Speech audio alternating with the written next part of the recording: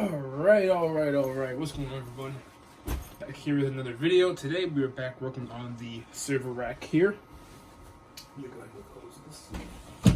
Today we're back working on the server rack. So what we're doing today is I've actually got a new server. I don't know if you can see it, but I'll go ahead and pull it out for you real quick. Okay. I've got a new server. And did I turn on? Nope. Push back in there. And that is actually a Dell R410. So this is actually the replacement for this Z420. Now this is actually running pfSense. This is also my main time machine backup server. And well, it's kind of janky, and it's honestly taking up rack space that I want to use in the future for like a storage array or a UPS or something like that. So that's what we're going to be doing today. We're going to go ahead and remove the Z420. We're going to decommission the Z420 and deploy the R410 as the new, let's see here, pfSense router and time machine file server. So I've got some hard drives here. I've got the R410 here. I'm going to go ahead and pop the R410 out of the rack. Shut down the Z420 because the network's going to go down for a little while. But yeah. All right, so I'll go ahead and start by pulling the R410 out. I'm actually going to have to disconnect this from the back.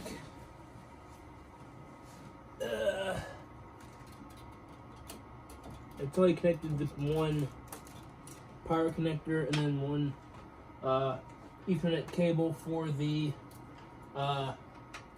management. Okay, got that out. Plug this back in. Okay. Now I can go ahead and finish taking it out in theory. Okay, alright. Cool beans. It's out. We'll go ahead and set it up here, and then we can go ahead and start working on it because we are going to have to take this thing apart a little bit. So I'm going to go ahead and transition over to the desktop and shut down pfSense and make sure everything's backed up good. Alright, so one thing that I forgot to do was before we go ahead and shut down the pfSense box, I'm actually going to go ahead and switch over my network from pfSense to this router back here that you can't really see. I'm going to go ahead and switch that over now. So we're going to go ahead and find our pfSense uplink, or I guess our connection to pfSense. Go ahead and track that.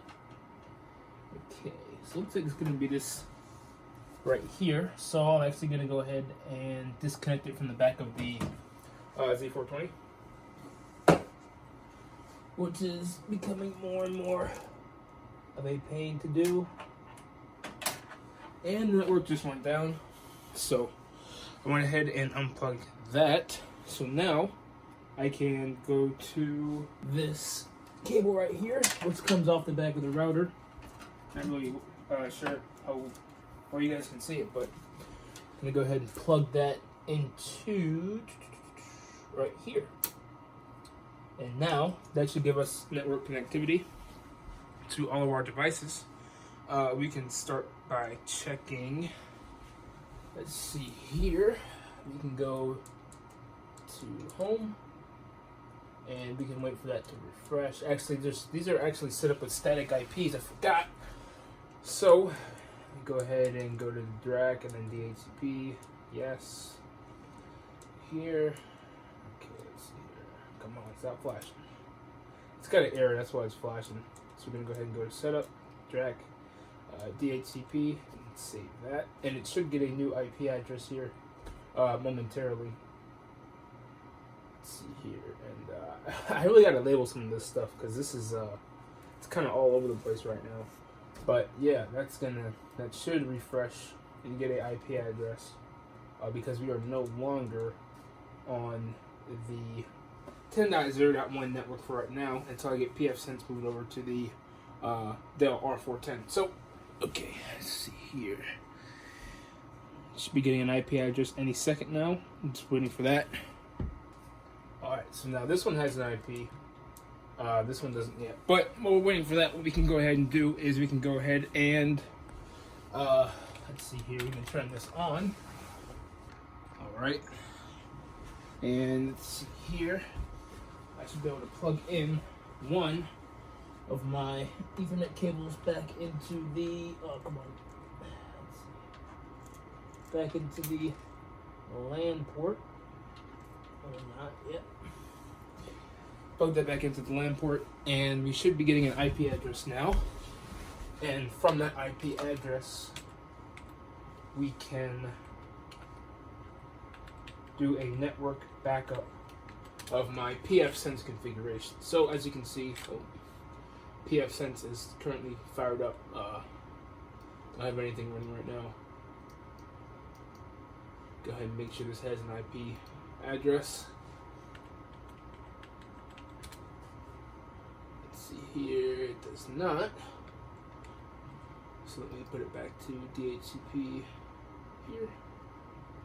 Let's see how to do this. And it's saying adapter options. Okay, we're actually connected to the other one, so let's see here. Properties. Come on. Four.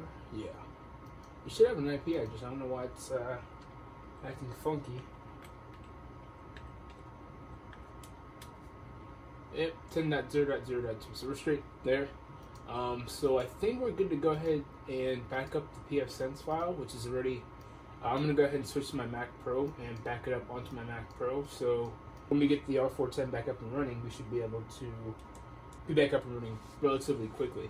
And then after it's up and running, I'll go ahead and clone the drive to a different drive, and then we'll go from there. But yep. All right. So I went ahead and made a network backup of the pfSense configuration file, and I took note of the IP addresses that was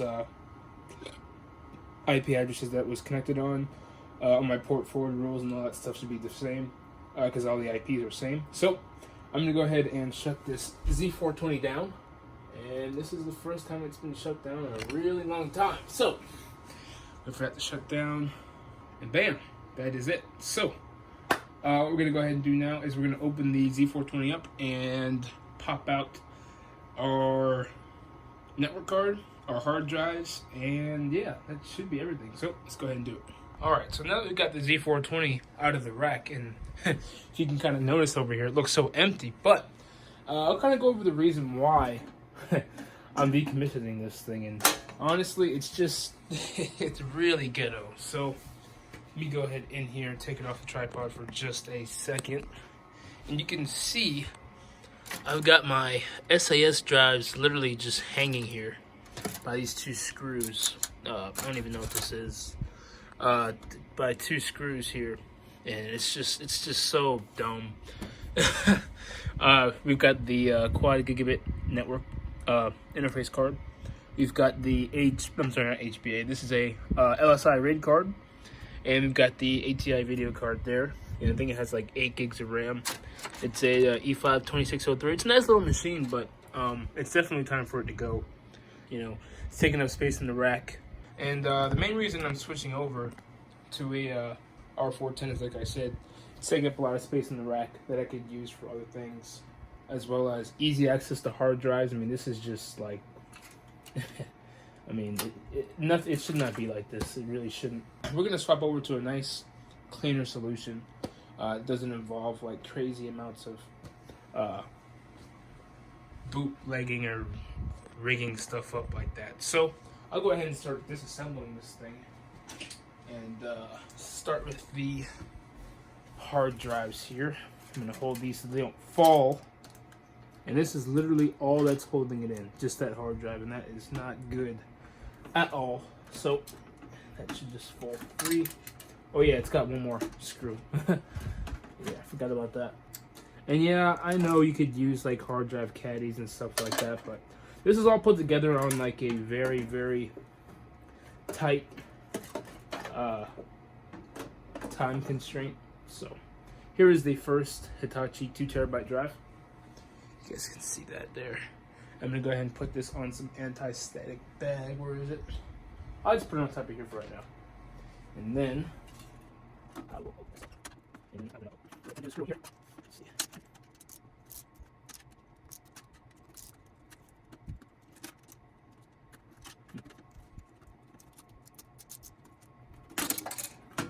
Okay, and there's the second 2 terabyte hard drive. And I'll save these screws here. So they're gonna go in my Mac Pro. But yeah, I think that's everything. Well, no, I still got the network card, but I got the SSD. We are not going to be reusing that SSD actually. I don't have an adapter for that. And then let's see here. We'll go ahead and start by pulling the 4 gigabit NIC or 4-port gigabit NIC. So go ahead and pull that out. Let's see. All right. This is standard 4-port gigabit. It was configured in a link aggregate, so it could be a little bit more speedy than 1 gigabit for the network file transfers. And then the LSI SAS card. I think I called it an HBA, but it's not an HBA. It's just a RAID SAS controller. And we're not reusing that actually. That's not going in the R410. Let's see here. And then of course we've got our breakout cable. Let's see. Our breakout cable, SAS. And then our SAS to SATA adapters. All right. Let's go ahead and pull all that out. So, now that we got all that out, we can move on to the R410 and install the new hardware. So I'll go ahead and put the side panel back on this, however which way it goes on. And I don't know, I actually don't know what I'm going to do with this. I have no idea as of yet, like what this is going to be next. Man, it's a decent machine, but I don't know. Don't know what I'm going to use this for, so put that off to the side. Put that over there as various nuts and bolts fall everywhere. Server on here. And let's see here. Alright, now go ahead and open this up. I forget how to open this up. Is that in frame? Yeah, perfect. I forget how to open this thing up. It should be like the flathead screwdriver somewhere.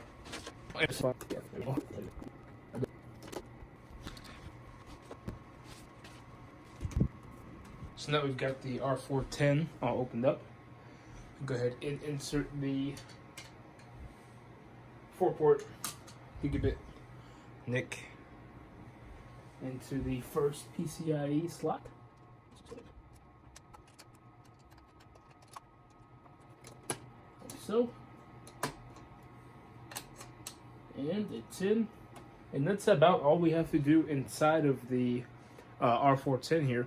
The rest is just mounting the new hard drives into these sleds. So go ahead and close this back up and get the hard drives mounted in. Alright, so I hit the drive cages. As you can see, they had 2 empty ones and then 2 populated ones. These are just 500 gigabyte regular hard drives. I'm pretty sure these are SATA. So I'll go ahead and remove these. Let's see. Looks like they're not only held on by 1 screw, so yeah, SATA. Let's see here. Yeah, so go ahead and get working on that.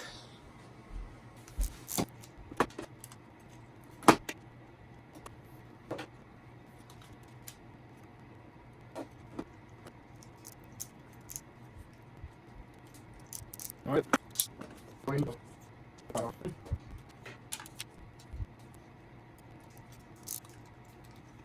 Alright, that's 2. Then we've got the 2 new ones. So it's still recording. I wasn't really aware that these were going to come with the actual caddy on it. So I had 2 extra ones laying around. That came with the R410 when I bought it. So it's pretty cool that these have the caddies already attached to it. And yeah. Uh-oh. That's not good. This one has a busted connector. I don't know if you can see, so hopefully that still works, but I highly doubt it. Yeah, that's definitely probably not going to work. That's kind of a bummer. See that, but whatever. Hopefully the other one's fine.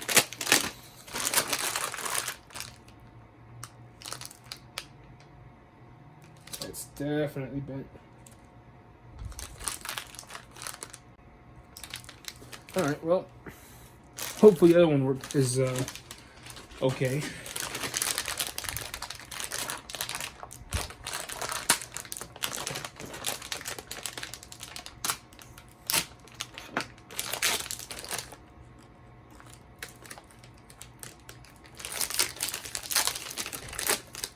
This one's kind of messed up too, but hopefully they still work. So we'll find out when we power them on. If not, I'll get with the seller of the drives and we'll get something worked out. But I'm glad I got that on camera. So now we can go ahead and put the R410 back in the rack and wire everything up.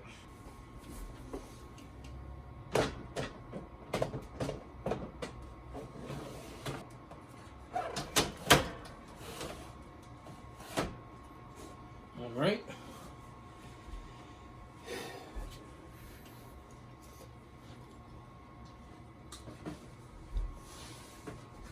Mount these up here. Try to get them all the right way.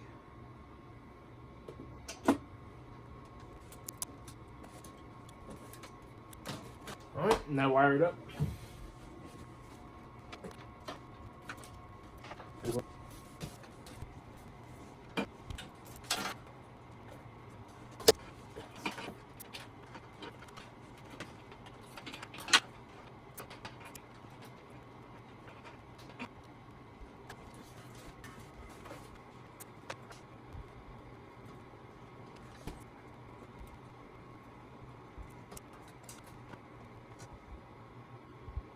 All right. Whew, goodness gracious. I think that's everything. So go ahead and come down here. And we've got an orange light. For reasons I do not know. Goodness gracious. All right. Let's see here. Still getting an IP address.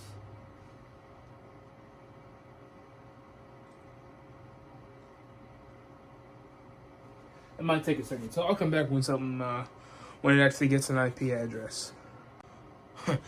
Alright, so you can't really see it, but it's got an IP address now. So I'm gonna go ahead and turn it on. Fingers crossed that all the drives are recognized. Alright, so I'm not really sure where I left off last, but let me go ahead and flip the camera around and see if I. Alright, so it's actually probably 3 or 4 hours later. I was in the middle. Well, I got all the drives working in the R710. All 4 drives were working.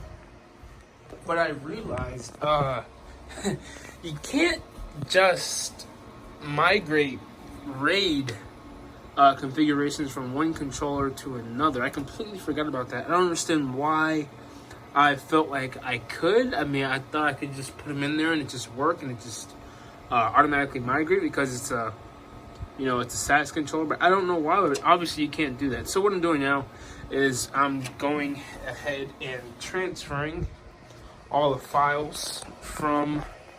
We'll go back over here. Transferring all the files from those 2 drives, which were the 2 terabyte drives that were in here previously. I've got the RAID controller and everything back in here.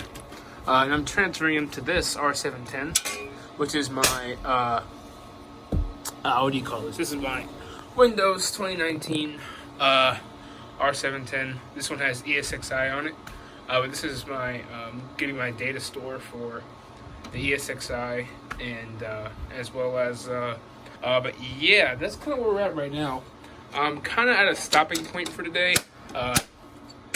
Let's see if I can go back over here. Oh, okay. If I go back over here, you can kind of see, if I go right here, We are about probably about 6 hours from that being finished. It's transferring at a pretty slow speed because the SAS drives that are in there are pretty slow, and also the controller is SATA 3, I believe, or SAS 3, whatever.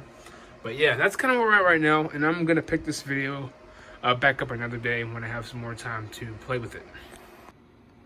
Alright, so I really don't know how well you guys can see this, but I had a OWC data doubler laying around for my 17-inch MacBook Pro, and surprisingly enough, it fits in the Dell R710. I never knew that, so I'm actually gonna try to install Windows on this really quickly. I was actually gonna buy one of those SSD adapters, you know, like the if I can put this thing back in there, but the SSD adapter that has the drive bay basically in it. But I have no need to do that now, and it's actually literally the same size as a slimline DVD drive. So, and it actually fits. If I can put this back in there. Let's see if I can get it back in there with one hand. Just a second. All right, so there it is in the thing, and we can put the case back on. Okay. As you can see, with the data doubler, the case is back on. We should be able to boot it up with no issue.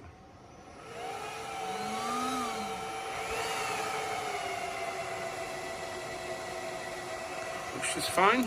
No intrusion errors. So yeah, thumbs up. I'm gonna go ahead and put server 2019 on this thing. And yeah. And here's everything hooked up inside. Everything. You can't really see it, but it's hooked up. Alright, so I'm not even sure where I left off the last clip, but I'm gonna go ahead and give you guys an update on where I'm at now. So excuse the mess, but we are currently at the main file server. Everything's still torn apart. You've got the Z420. I finally finished transferring the files over to the storage server, which is all the way over here. I finally finished transferring over to the storage server, and I don't know if I updated you guys on that, but I was able to. I was able to install a SSD into there, which is pretty funny. You know, I'm using this MacBook Pro data doubler, so yeah, I thought that was pretty cool. I'm actually going to be replacing this with the SSD of the Z420 because that has all my software and programs on it already. So an update on these drives. So I talked to the seller on eBay. I can actually go ahead. Actually, I'm not going to fire that up, but I spoke to the seller of the hard drives, and one has a bank connector and the other has a bad sector. So I'm getting a replacement to those probably sometime next week. He already sent it out, so I'm just waiting for those to come in. I have the previous drives that were in the Z420 inside of here, you can see. And yeah, so I'm gonna get the SSD swapped over. I'm gonna clear out these partitions. I'm gonna clear out these drives because I have all the most, I think it was 4 terabytes of data. No, not 4. It was like 2.5 terabytes of data on the file server. So I'm gonna go ahead and get the SSD swapped out, and I will go back to you when it's done. All right, so we're back at the rack here, and you can see that we've got the R410 back mounted in. As you can see, all 3 drives are working except for this one. So I think this is the one bad sectors in it. This one previously had an orange LED, which indicated that it was failing. So I'm pretty sure it's probably just failed now. So I'm just waiting on my replacement for this one. And yeah, the other one has a bent connector, but it actually works. So let's go ahead and jump to the Mac Pro and configure pfSense and get everything back up and running.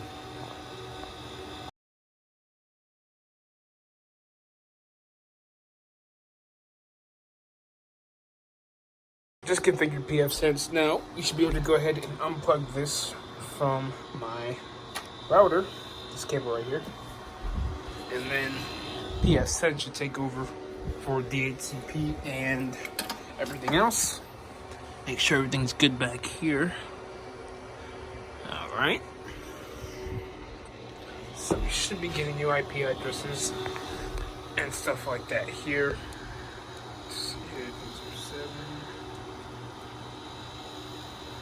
Alright, so I'll let you know when something happens.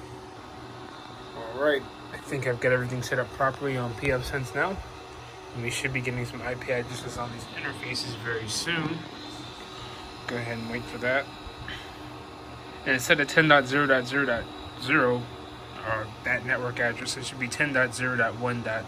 Whatever. So, alright, so here we have the new IP addresses, 10.0.136, 10.0.134, and then on this one, 10.0.114. So what I'm going to do is I'll unplug my cable that goes to my switch over there for my other devices, and I'll go ahead and wait for that to assign new IP addresses, and then I'll test out the network. So let's see if we're over here for operational. And as you can see, we are refreshing, and then we should be getting a new IP address here. So I'm going to go ahead and exit out of this. Oh, where is it? Exit out of that. Nope, and we just reconnected. So I think we just got a new IP address, so I'll actually just go ahead and minimize that for the time being. And I'll go down here, and I'll focus that. Go to network. Let's see here. Still on a different network here, so let's go ahead and hit that, hit apply.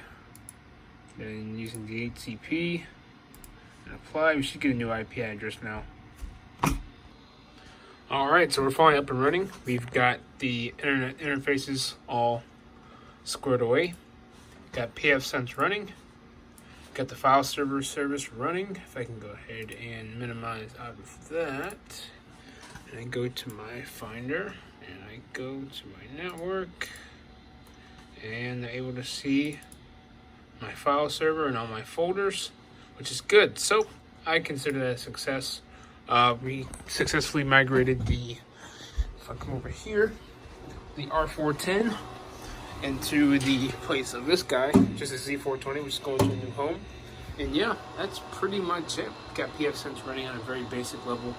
We are going to be doing VLANs, and as soon as we get this guy running, which is my ESXi server. And yeah, that's pretty much it. So thanks for watching, guys, and I'll catch you on the next video about the server.